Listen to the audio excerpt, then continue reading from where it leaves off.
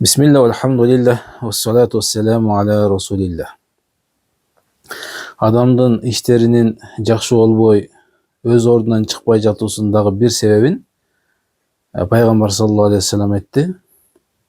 Vaylun limen hadese fekezebe liyudhike bihin nas. Thumme vaylun lehu. Kim egerde süylösö jana adamdарды күлдүрүү үчүн жалган сүйлөгөн болсо, ошол адамга азап болсун жана дагы азап болсун ошол адамга деп Peygamber sallallahu aleyhi ve sellem aytты. Демек, адам кичинекей бир кызыкчылык үчүн адамдарды күлдүрүп коюу үчүн жалган сүйлөгөн болсо, эми туура сүйлөгөн болсо ал башка маселе. Жалгандан адамдарды күлдүрүү үчүн жалган сүйлөп, андан өзүнө азап алуусу мүмкүн. Адамдар күлүп коюп же кээде күлбөй деле коюусу кетип калуусу мүмкүн, бирок анын жазасын, азабын адам өзү алып калат.